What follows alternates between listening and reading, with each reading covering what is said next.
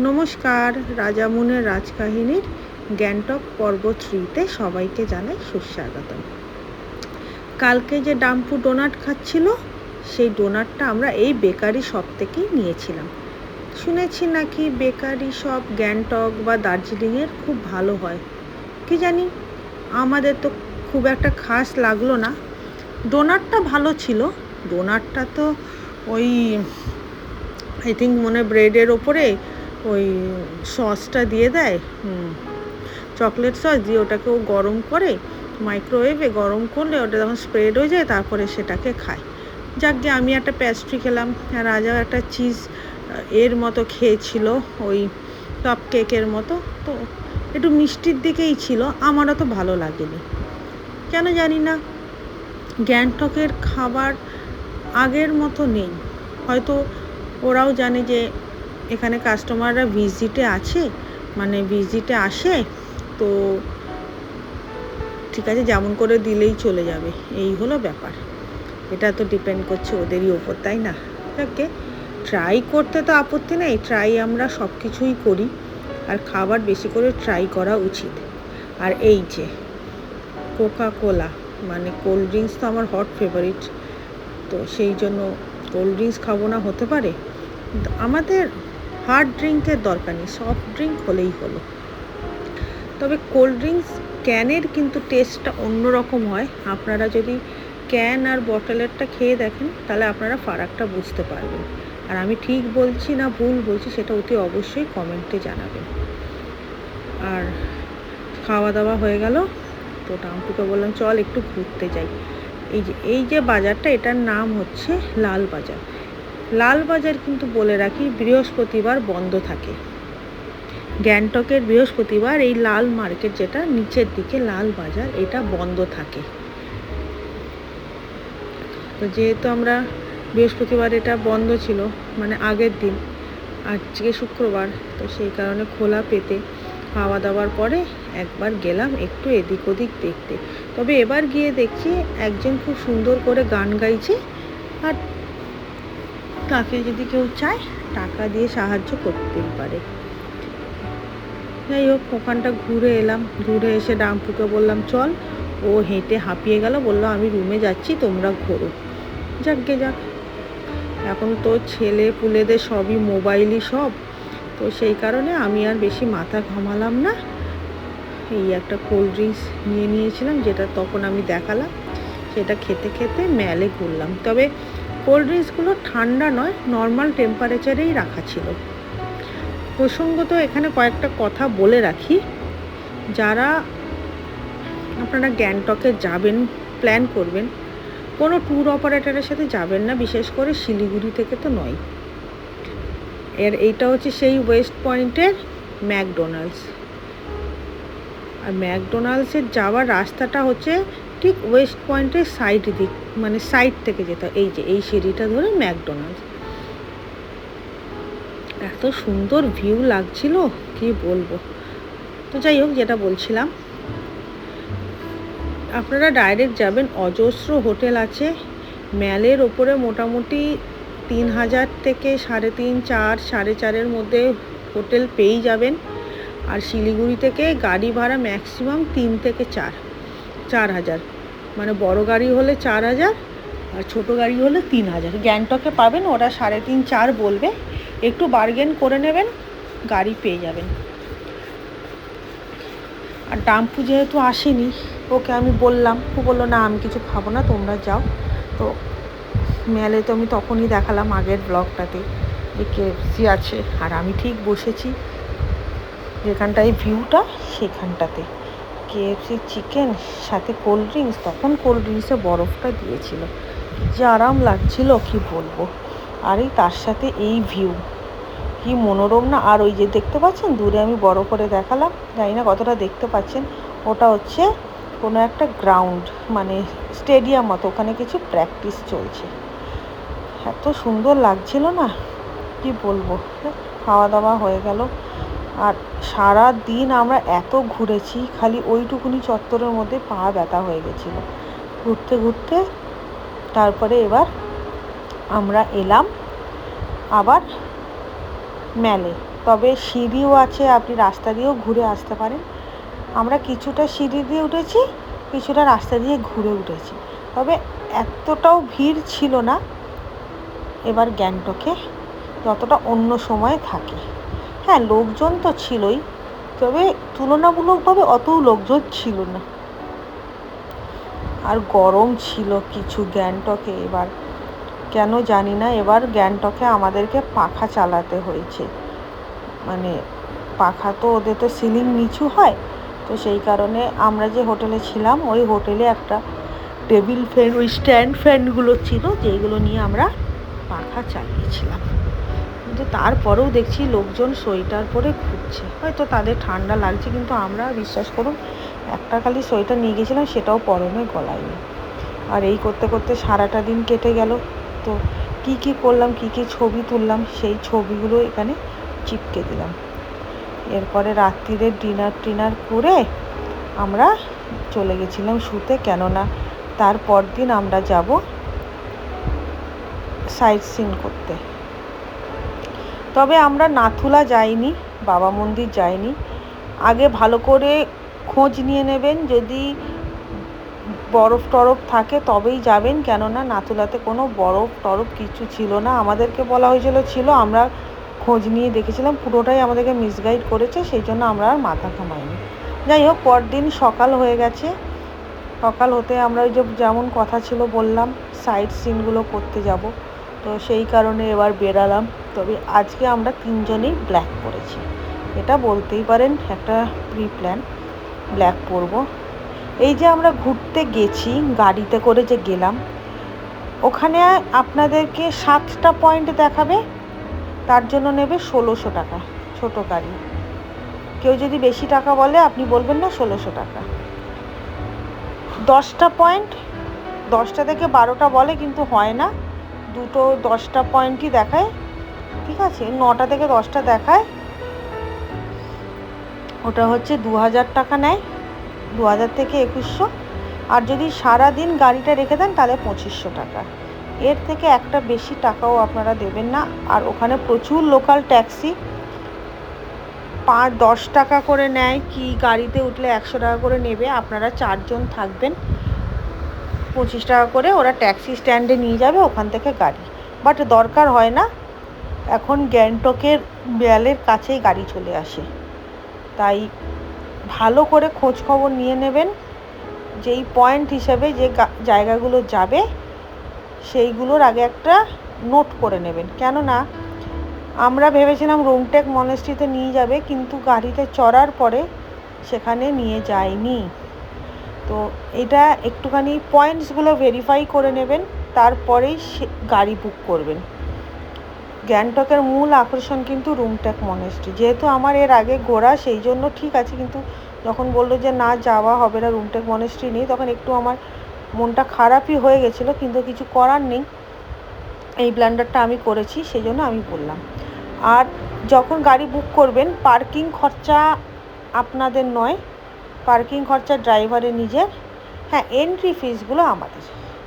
এই যে গার্ডেনটা এখানে ঢুকলাম, এই গার্ডেনটাতে এন্ট্রি ফিস ছিল 20 রুপিস ইচ পার পারসন।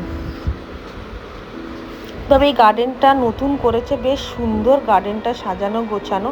ভেতরে রেস্টুরেন্ট আছে, তারপরে সুইমিং পুল আছে, আপনি চাইলে সুইমিংও করতে পারেন, তার জন্যও একটা চার্জ আছে 300 টাকা করে। আর অনেকটা জায়গা জুড়ে। আমরা যেহেতু একটু সকাল সকাল গেছিলাম, সেই কারণে না রেস্টুরেন্টটাতে তখন ফুড অ্যাভেলেবেল ছিল না। ভেবেছিলাম যে ওখানে একটুখানি ব্রেকফাস্টটা করে নেবো, যেহেতু আমরা ব্রেকফাস্ট না করেই বেরিয়েছিলাম, প্ল্যানই ছিল বাইরে বেরিয়ে করব, কিন্তু কিছু করার নেই, বললো যে না। আর এই ফুলগুলো দেখুন কি সুন্দর লাগছিল, এত সুন্দর লাগছিল না। তবে এখন যত না ফুল ফুটেছে, বসন্তকালে আরও বেশি ফুল ফোটে, তাও এখনও খুব সুন্দর সুন্দর ফুল ছিল। তবে ফটো তোলার জন্য একদম পারফেক্ট জায়গা।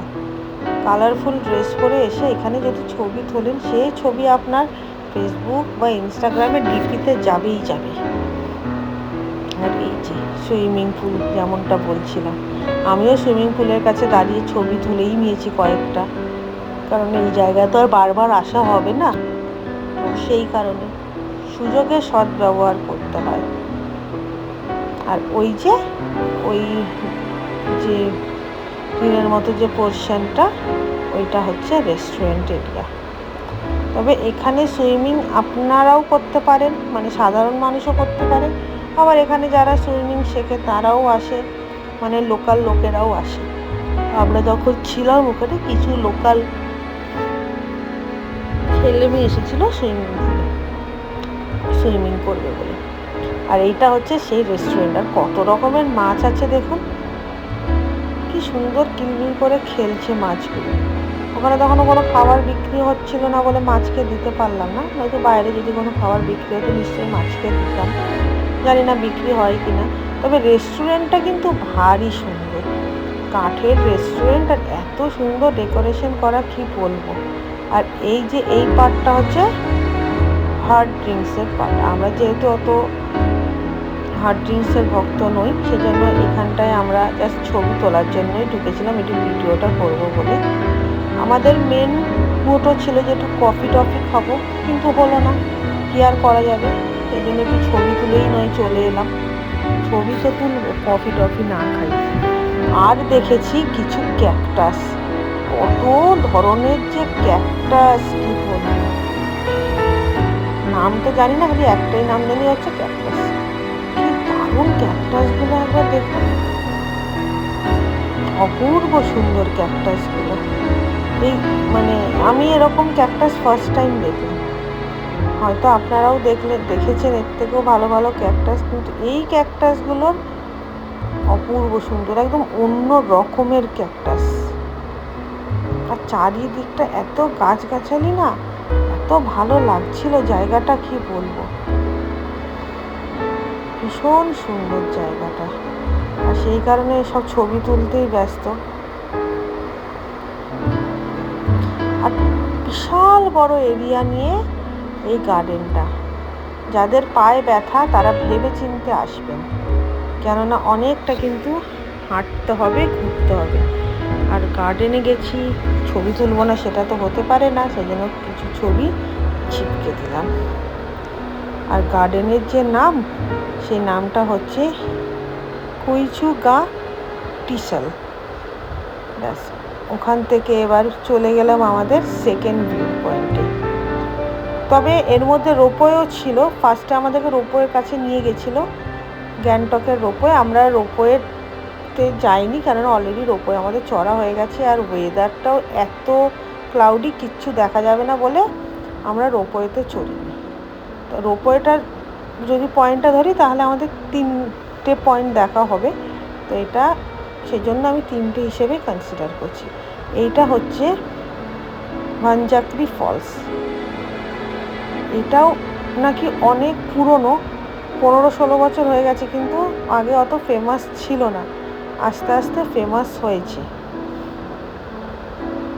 এই পুরো প্রপার্টিটা একটা লোকের প্রাইভেট প্রপার্টি, যে প্রায় 8 থেকে 9 কোটি টাকা খরচা করে এই জায়গাটা বানিয়েছে। তিনি একটা ভালো উচ্চ পদস্থ কর্মচারী, এবং ওখানকার যে গভর্নমেন্ট তাকে অনেক হেল্প করেছে মানিটারি, সেই কারণে ওনাকে এই জায়গাটা দিয়েছে গভর্নমেন্ট থেকে। আর টিকিট প্রাইস দেখে নিন, ট্যুরিস্টদের জন্য 100 টাকা, আরও সব কিছু। আর charge for drone shooting, pre marriage shooting, music video, film shooting, সব কিছু। হ্যাঁ, তবে এইখানে একটা কথা বলার আছে, যদি কেউ স্টুডেন্ট থাকেন তাহলে অতি অবশ্যই স্টুডেন্ট কার্ডের একটা ছবি তুলে নিয়ে যাবেন। স্টুডেন্ট কার্ডের ছবি দেখালে কিন্তু টিকিট ফেয়ার পুরো হাফ হয়ে যাবে, মানে 50 টাকা। যেমন আমি ডাম্পুরটা দেখিয়েছিলাম, ওর 50 টাকাই নিয়েছিল। আর আমাদের দেখা দেখি আরও 3-4 জনও দেখালো, তাদের টাকাও হাফ হয়ে গেল। তো যে কোনো মানে এজে স্টুডেন্ট হলেই হবে, নট নেসেসারি কি নার্সারি বা ক্লাস 5 হতে হবে। যাই হোক, এবার শুরু হলো সিঁড়ি ওঠা। বলেছি প্রত্যেকটা জায়গাতে সিঁড়িতে উঠতে হবে, সুতরাং পায়ের ব্যথা নিয়ে কিন্তু গ্যাংটকে আসাটা চাপ। আর আসলেও ওই নিচে বসে থাকতে হবে।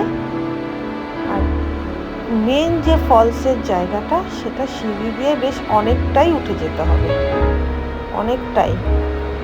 আমি এটা নিয়ে 4 বার গেলাম, কিন্তু এই প্রথম আমি এইখানটাতে ভিজিট করলাম বানজাকরি ফলস। আমি প্রথমে মনে হয় নামটা একটু ভুলই বলেছিলাম। আর তার সাথে হয়েছে অসংখ্য রেস্টুরেন্ট। অত যে এই ফলসটার এখানটাতে রেস্টুরেন্ট সেটা অগুন্তি, কম করে 4-5টা রেস্টুরেন্ট তো হবেই। আর ফলসের আওয়াজটাও ছিল সাংঘাতিক, পুরো কান ঝালাফালা হয়ে যাচ্ছিল, তেমন জল এসছিল।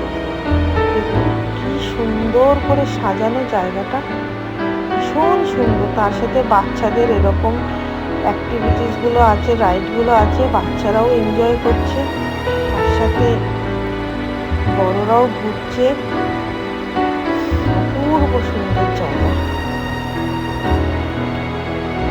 সব থেকে বড় কথা হলো এত সবুজ না, চোখটা যেন শান্তি পেয়ে যায়। আমরা তো শহরে থাকি, সারাক্ষণ পলিউশন, তারপরে হচ্ছে কোনো গাছগাছালি তো নেই, এত ড্রাইনেস। কিন্তু ওখানে গেলে না চোখ টোকগুলো তো সতেজ হয়ে যায়। যদিও লোকের একটু কোলাহল ছিলই, যেখানেই লোক বেশি সেখানেই কোলাহল তো থাকবেই, তা হলেও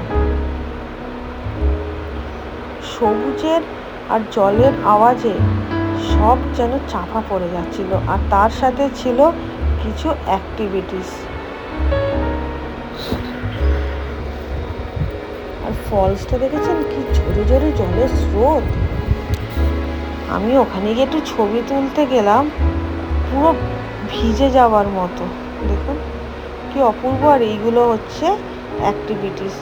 ওই দড়ি ধরে ধরে একটা করে টায়ারের ওপর দিয়ে যেতে হবে, বা আবার একটা করে ওই দিকে পা রেখে রেখে যেতে হবে। তো অনেক রকমের এখানে অ্যাক্টিভিটিস করা যেতে পারে।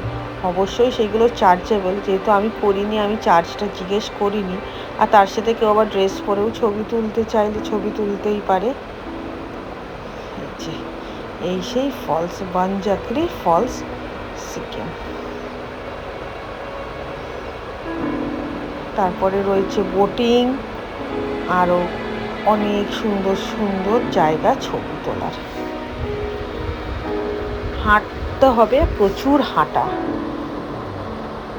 চুপ করে বসে থাকলে আলাদা কথা, তাহলে নিচেই বসে থাকতে হবে। তবে এই যে এইখানকার যে রেস্টুরেন্টগুলো, মানে ওপরের দিকের যে রেস্টুরেন্টগুলো, সেই রেস্টুরেন্টগুলো না ভীষণ কস্টলি। আর যেগুলো নিচের দিকের রেস্টুরেন্ট, মানে গেটের থেকে ঢুকেই যে রেস্টুরেন্টগুলো, খাবার জায়গাগুলোতে অপেক্ষাকৃত কম।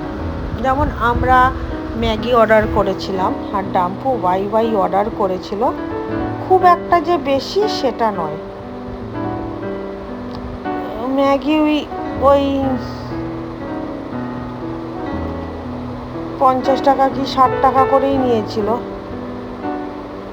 ডিম দিয়ে। এটা হচ্ছে ডাম্পুর ওয়াই 60 টাকা কি 70 টাকা নিয়েছিল। আর আমাদের ম্যাগিও সেম প্রাইসই নিয়েছিল, আর বেশ ভালো করেছিল ম্যাগিটা। ওদের মতো ম্যাগি আমরা করতে পারি না। আর এত গরম ছিল, খেতে গিয়ে একটুখানি মানে হালাত খারাপই হয়ে গেছিল।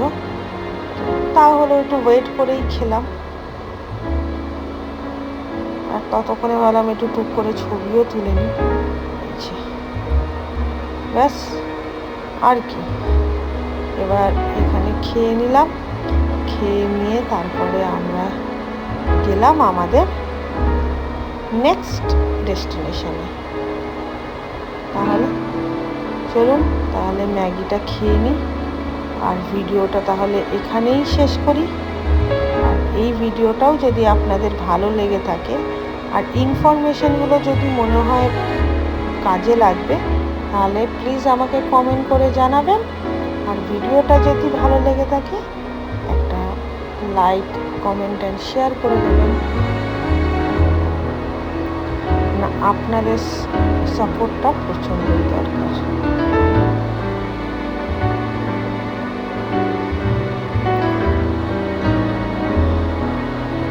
আজ তাহলে আসি, আবার আসবো খুব শিগগিরই গ্যাংটকে আরও একটা ভিডিও নিয়ে দেখা করতে। আর ততক্ষণ দিয়ে দিলাম কিছু ছবি চিপকে।